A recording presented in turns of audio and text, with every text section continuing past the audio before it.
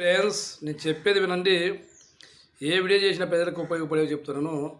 కొంతమంది అన్నా మారి కొంతమంది అన్నా తెలుసుకుంటారని చెప్తున్నాను. దయచేసి కోపం చేసుకోవద్దండి. ఎందుకంటే ఇప్పుడు నేను చెప్పే మ్యాటర్ ఏమంటే, భార్యాభర్తలు ఇద్దరు గొడవ పడినిచ్చి కొట్టుకునిచ్చి తిట్టుకునిచ్చి ఇద్దరు గొడవలు పడితే, అలా గొడవలు పడిన తర్వాత ఇద్దరు రాత్రికి ఇద్దరు ఒకటై కలిసిపోతే తెల్లారాలకు ఆ గొడవలు అనేవి మాయమైపోతాయి. కాకుంటే ఇక్కడ ఏముందంటే తిరగాల్సి నేను చెప్పేది ఏమంటే, భార్యాభర్తలు ఇద్దరూ అట్లా కాకుండా ఈమె నా మొగుడు కొట్టినాడు అని చెప్పి ఏరే వాళ్ళకి చెప్తే, నీ మొగుడు కొట్టినాడా, ఎట్లా కొట్టా, ఎట్లా దెబ్బలు తింటివి, పోయి కేసు పెట్టిపోయి నీ మొగుడి మీద, పోలే వాడు అట్లా ఇట్లనే ఊర్లో వాళ్ళు ఎక్కిస్తారు ఏమోకో, ఈమె పోయి కేసు పెట్టేది. వాడు అయ్యో నా పిల్లం ఇట్లా రాత్రి నన్ను ఎట్లా తిట్టిందంటే, ఆడదానికి అంత కొవ్వా, ఆడదాన్ని తన్నకుండా పట్టుకొని నాలుగు కొట్ట తిట్టని వాడికి ఎక్కించేది.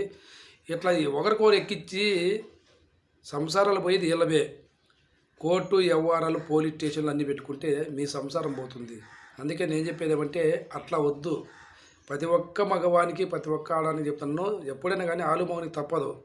ప్రతి ఒక్కరు గుర్తుపెట్టుకోండి, ఇలాంటి వద్దు. మూడో వ్యక్తి చెప్పొద్దండి. ఏ సమస్య వచ్చినా మూడో వ్యక్తి చెప్పకుండా మీలో మీరే కూర్చొని చర్చించుకొని ఒకరికొకరు మాట్లాడి సంసారం సర్దుకొని పోతే కొన్నాళ్ళు నిలబడుతుంది. మీ పిల్లలు ఉంటారు, మీ బిడ్డలు ఉంటారు, వాళ్ళు అనాథలు అయిపోతారు మీరు ఇట్లాగే చేసుకుంటే.